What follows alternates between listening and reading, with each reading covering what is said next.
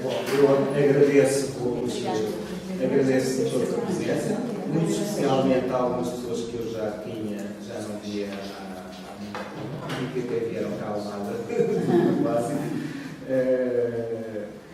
e que isso.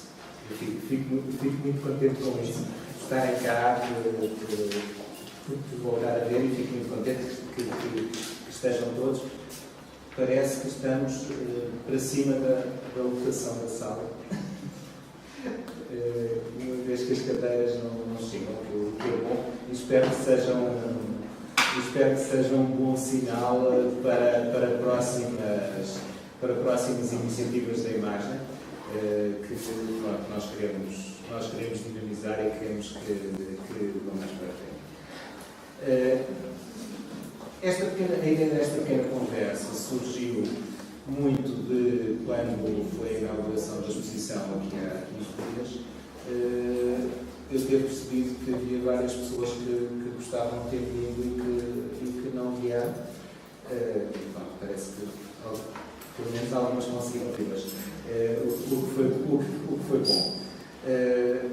A ideia também era, além de dar a oportunidade de ver a exposição, a imagem, infelizmente, não tem os recursos para poder ter este espaço sempre aberto e muitas vezes aberto em situações em que se possa vir.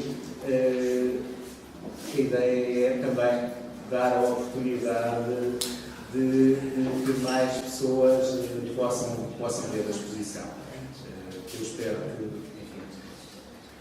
enfim, acho que vou depois tentar levá-la a mais algum sítio, não é? Acho que poderá. Estas fotografias e a ideia desta exposição surgiu de duas situações um bocadinho diferentes. A primeira, enfim, é uma exposição com fotografias do último ano ou um pouco mais que isso. A primeira acontece, ou a primeira situação desta exposição aconteceu em Dublin, do qual há duas fotografias, mas muito especialmente esta fotografia aqui, que é de um espaço que me impressionou bastante. Impressionou mais o que disse sobre ele do que propriamente o vídeo.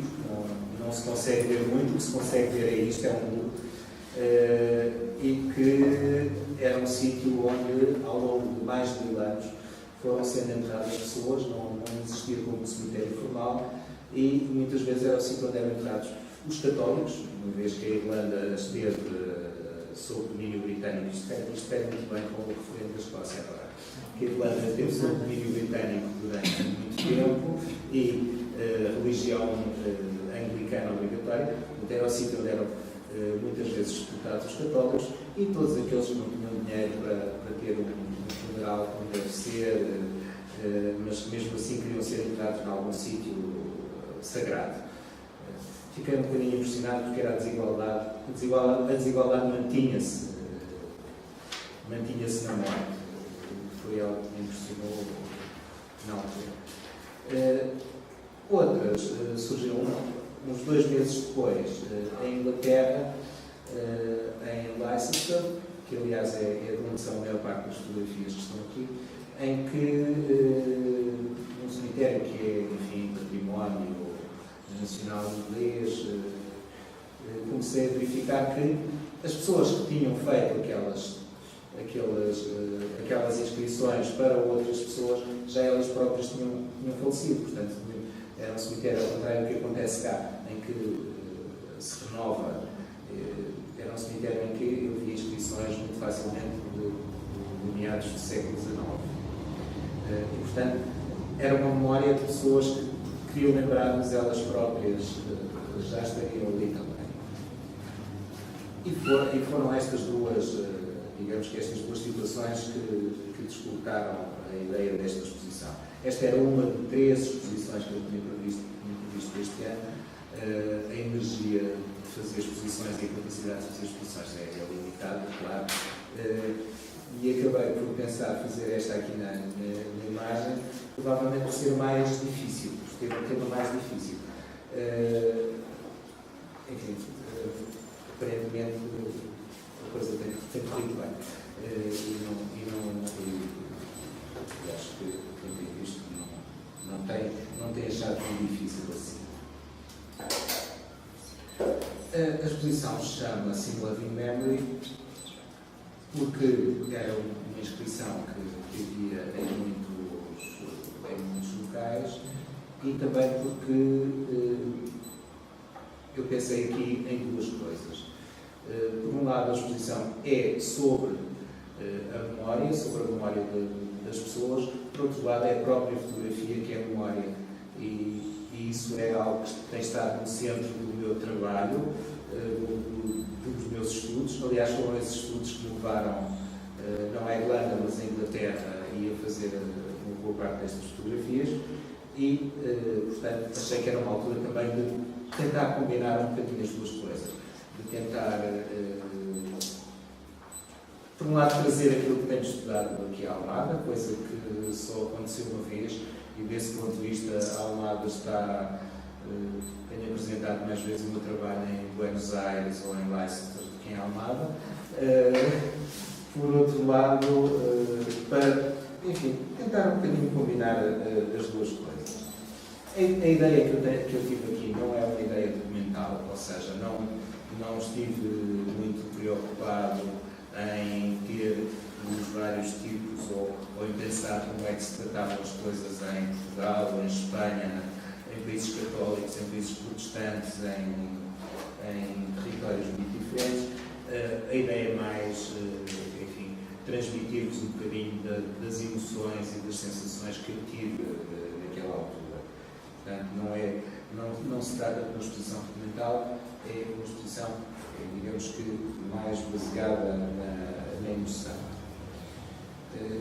Agora, o que eu vou, e aquilo que o título que eu dei, e pelo qual tenho os óculos que tenho escrito, é pensarmos um bocadinho na fotografia enquanto objeto, enquanto construção de memória. Aqui a fotografia faz a memória da memória, mas a fotografia em si tem sido um objeto de construção de memória. Aliás, é isso que tem pretendido ser, é isso que até a própria indústria fotográfica